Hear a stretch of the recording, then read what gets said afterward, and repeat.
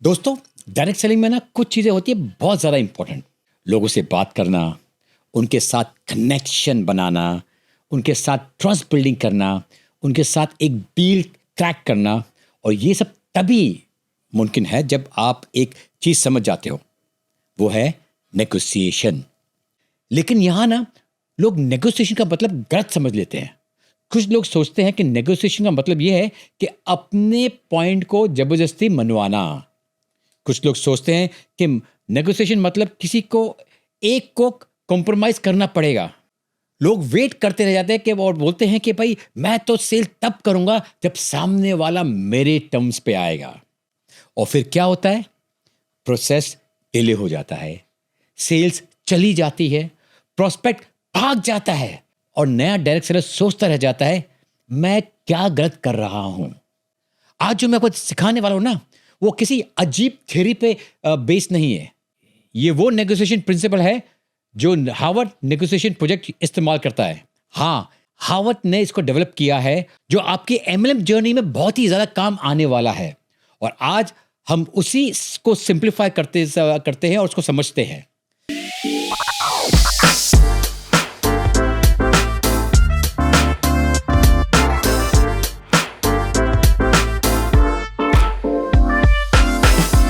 चलिए शुरू करते हैं एक सिंपल सी लाइब्रेरी स्टोरी से।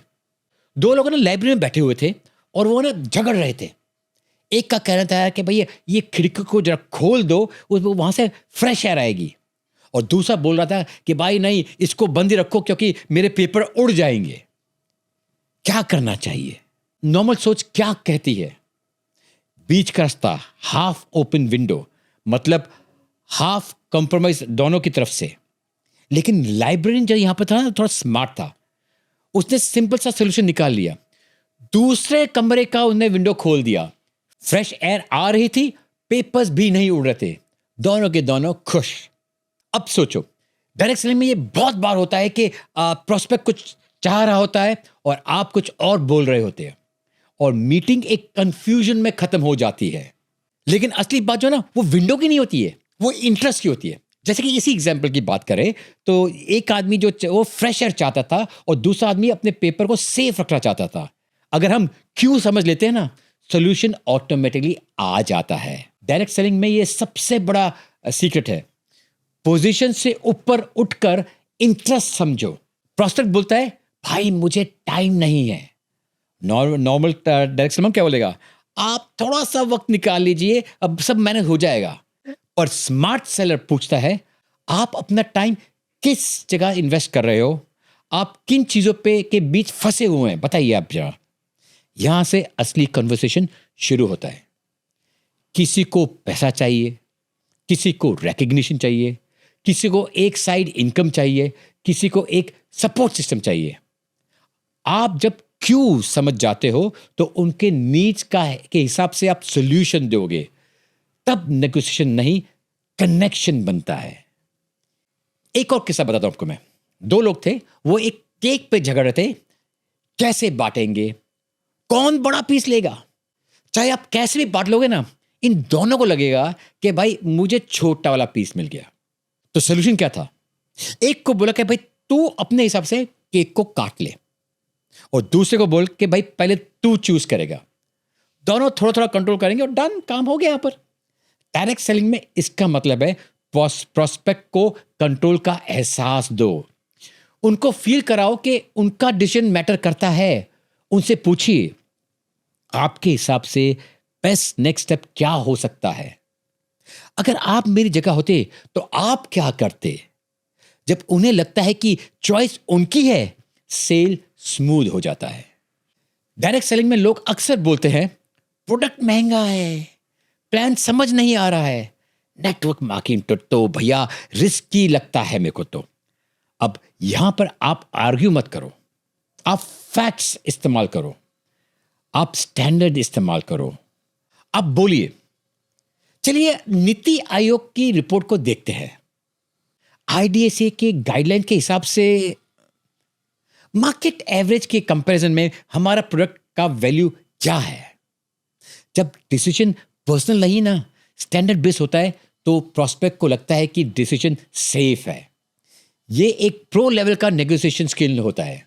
और अब जो है ना, ये मेरा फेवरेट पार्ट है। ऑरेंज वाली स्टोरी बताता हूं मैं आपको।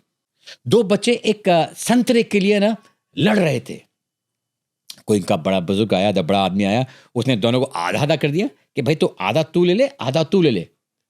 बट प्रॉब्लम क्या था, वो उसमें से एक लड़के को सिर्फ उसके छिलके चाहिए थे और दूसरे को सिर्फ उसका फल चाहिए था। दोनों को 100% मिल सकता था, लेकिन जो बुजुर्ग आया था उसने तो 50 से 50% कर दिया, आधा आधा काट के दे दिया। डायरेक्ट सेलिंग में भी ऐसा ही कुछ होता है। कभी प्रॉस्पेक्ट को बिजनेस नहीं चाहिए, सिर्फ प्रोडक्ट चाहिए। कभी प्रोडक्ट नहीं चाहिए, सिर्फ मेंटरशिप चाहिए। कभी उसको कुछ भी नहीं चाहिए आज की तारीख में, बट फ्यूचर के लिए इंफॉर्मेशन चाहिए। आप यहां पर थोड़ा क्रिएटिव बन जाओ तो हर कोई जीत सकता है। ध्यान रखना, हर मीटिंग कन्वर्जन नहीं होती, बट हर एक जो मीटिंग हो ना, वो आपकी रिलेशनशिप जरूर बढ़ा सकता है और वही फ्यूचर का कन्वर्जन बन सकता है। और अब जो पॉइंट बोलूंगा ना, वो सबसे ज्यादा नए डायरेक्ट सेलर को तोड़ता है। प्रोस्पेक्ट नो बोलता है, आप सोचते हो कि वो आपको नो बोल रहा है। नहीं दोस्तों, वो आपको नहीं बोल रहा है, वो आपके करंट सिचुएशन को नो बोल रहा है। वो आपके फियर को नो बोल रहा है। वो बिजनेस मॉडल को नहीं समझ रहा है, इसलिए नो बोल रहा है। आपको क्या करना है, आपको पर्सन यानी कि व्यक्ति को अलग रखना है और उसके प्रॉब्लम को अलग करना है। Be soft on person, hard on problem. अपने प्रोस्पेक्ट को रिस्पेक्ट करो, उनके पर्सपेक्टिव को समझो, तब जाके दिल खुलता है। और जब दिल खुलता है ना, तब जाके डील होती है। फिर एक नया क्वेश्चन होता है हर नए डायरेक्ट सेलिंग के सामने, अगर मेरे सामने वाला बहुत रूड हो जाए तो क्या करूं? आपको नेगोशिएशन जिजुत्सु की तरह करनी है। अटैक को साइड करो, डिफेंसिव मत हो। उन्हीं से उनकी एडवाइस पूछो। बोलो, अगर आप मेरी जगह होते तो आप क्या सजेस्ट करते? उनको फील होता है कि आप लर्निंग मोड पे हो। और जब इंसान टीचर बन जाता है ना, तो वो थोड़ा सॉफ्ट बन जाता है। फिर लोग पूछते हैं कि भाई अगर मेरे सामने वाला आदमी कभी मुझसे ज्यादा हैसियत में बड़ा है, मुझसे ज्यादा पावरफुल है, तो क्या? भाई इसको अगर लिंक करेंगे तो अपने जैसे आप कोई जॉब इंटरव्यू में गए और आपके सामने पास कोई ऑप्शन नहीं हो, तो वीक फील करते हो ना। इसलिए अपनी BATNA बनाओ, यानी कि best alternative to network marketing agreement. इसका मतलब सिंपल है कि अगर एक मीटिंग फेल हो जाए तो आप कोलैप्स मत हो जाओ।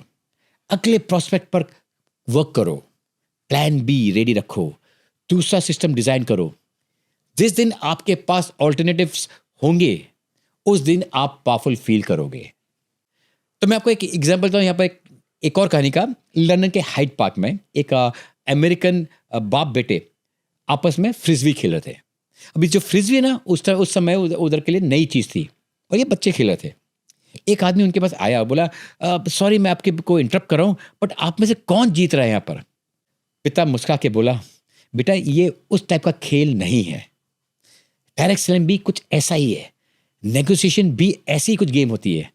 ये जीत हार की बात ही नहीं है, ये मी वर्सेस यू की बात ही नहीं है, ये हम दोनों की बेनिफिट की बात है, ये विन विन सिचुएशन की बात है। और जो डायरेक्ट सेलर ये बात समझ जाता है ना, वही लीडर बनता है, वही डुप्लीकेट होता है, वही लॉन्ग टर्म इनकम बनाता है। मैं आपको सिर्फ एक रिक्वेस्ट करूंगा, आज से अपने नेगोशिएशन को ईगो का गेम मत समझना, इसे रिलेशनशिप का टूल समझना कि हर नो के पीछे एक स्टोरी होती है और हर स्टोरी तक पहुंचने का रास्ता रिस्पेक्ट, अंडरस्टैंडिंग और पेशेंस से ही जाता है। अगर आपको ये वीडियो हेल्पफुल लगे तो इसे लाइक करें, शेयर करें और इस पर कमेंट जरूर करें। और ऐसे कई इंटरेस्टिंग वीडियो के लिए इस चैनल को सब्सक्राइब भी करें, क्योंकि MLM में आपका ट्रांसफॉर्मेशन यहीं से शुरू होता है। मैं हूं सुदेश मलिक, मिलते हैं अगले वीडियो में। तब तक अपना ख्याल रखें और मुस्कुराते रहिए। जय हिंद।